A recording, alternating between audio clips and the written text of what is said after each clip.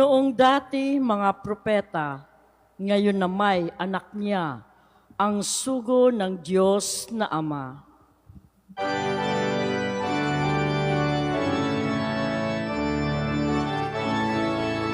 Alleluia, Alleluia, Alleluia, Alleluia,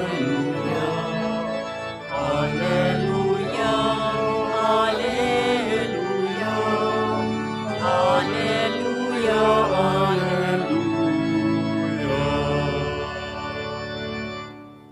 Sumainyo ang Panginoon. At sumaiyo rin. Ang mabuting balita ng Panginoon ayon kay San Juan. Papuri sa iyo, Panginoon. Noong panahong iyon, naroon uli si Juan at ang dalawa sa kanyang mga alagad. Nakita niya si Jesus na nagdaraan at kanyang sinabi, "Ito ang kordero ng Diyos." Narinig ng dalawang alagad ang sinabi niya at sumunod sila kay Jesus. Lumingon si Jesus at nang makitang sumusunod sila, ay kanyang tinanong, "Ano ang hinahanap ninyo?" Sumagot sila, "Saan po kayo nakatira, Rabay?" Ang kahulugan ng salitang ito'y, "Guro." "Hali kayo at tingnan ninyo," ani Jesus. Sumama sila at nakita nila ang kanyang tinitirhan at tumuloy sila roon ng araw na yaon. Nooy mag-iikaapat na ng hapon. Ang isa sa dalawang nakarinig kay Juan at sumunod kay Jesus ay si Andres, na kapatid ni Simon Pedro. Una niyang hinanap ang kapatid niyang ito at kanyang sinabi sa kanya, "Natagpuan namin ang Mesiyas." Ang kahulugan ng salitang ito'y Kristo. At siya'y isinama ni Andres kay Jesus. Tiningnan ni Jesus si Simon at sinabi sa kanya, "Ikaw si Simon na anak ni Juan. Ang ipangangalan ko sa iyo'y Cephas." Ang katumbas ng ngalang ito'y Pedro. Ang mabuting balita ng Panginoon. Pinupuri ka namin, Panginoong Heso Kristo. Isang magandang umaga po sa inyong lahat. Merry Christmas and Happy New Year. Tayo po ay nasa panahon pa rin ng Pasko ng Pagsilang. Ito po ay magtatapos hanggang bukas, sa pagdiriwang ng pagpapakita ng Panginoon o Epiphany. At sa Lunes, balik tayo doon sa tinatawag nating mga karaniwang panahon. At sa pagsisimula ng taon natin, lagi natin, ilang araw na nating narinig, pangatlong araw na ito, na ipinapakilala sa atin si Juan Bautista bilang magandang gabay sa pagsisimula ng ating taon. Sa araw na ito, talagang naging totoo si Juan Bautista sa kanyang identity. Ang ipakilala, ang liwanag. Hindi siya ang liwanag, pero ipinapakilala niya, ipinagsisigawan niya. Kaya ang sabi din, di ba, siya ang tinig na sumisigaw sa ilang. At ngayon, kanya nang ipinakilala si Jesus. Ito ang kordero ng Diyos. Maganda po makita natin itong tagpong ito kasi sabi dito, may kasamang mga alagad si Juan Bautista. May sarili siyang alagad kung tutuusin.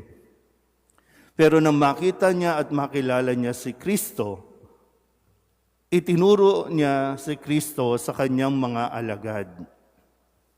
At itong mga alagad na ito ay sumunod na kay Jesus. Nakukuha po ba? Sumunod na kay Jesus. So, ibig sabihin, either ipinasa na o ipinaubaya na ni Juan Bautista ang mga alagad na magtungo na kay Kristo. Hindi na sa Kanya. Nakukuha po ba yung part na ito? Kasi magandang mapagnilayan natin ito.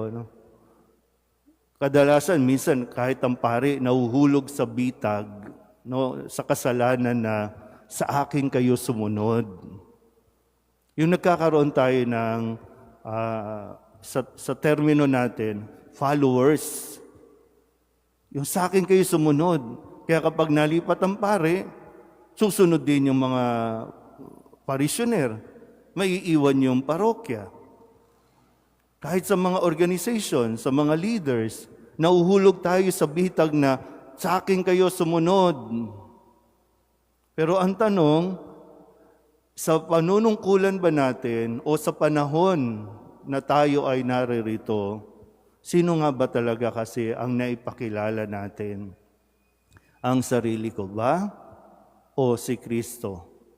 Kanino ko ba nailapit ang mga tao? Sa sarili ko ba o nailapit ko ito kay Kristo? Maganda mapagnilayan, ha?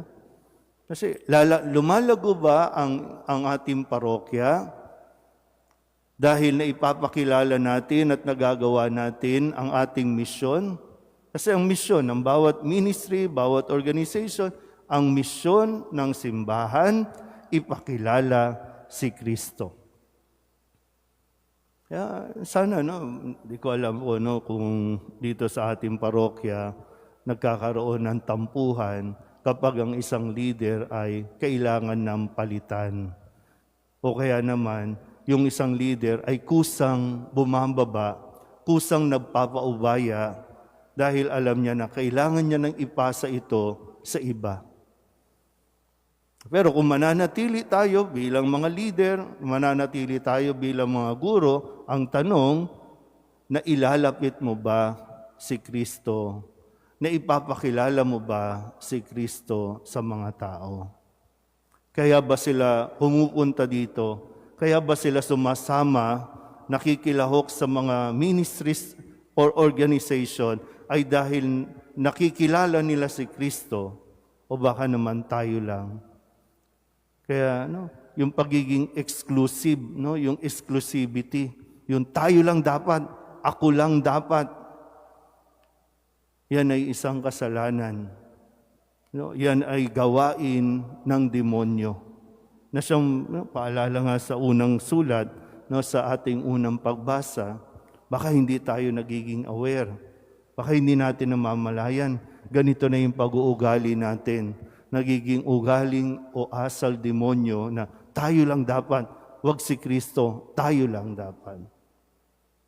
Sana po, sa halimbawa ni San Juan Bautista, maging maluwag nawa sa atin kapag dumating ang panahon na kailangan nating iwan, kailangan natin ipasa. Pero sana po, muli, bago dumating ang panahong iyon, nagawa natin ang ating misyon. Mailapit ang mga tao kay Kristo at si Kristo'y maipakilala natin sa mga tao. Amen.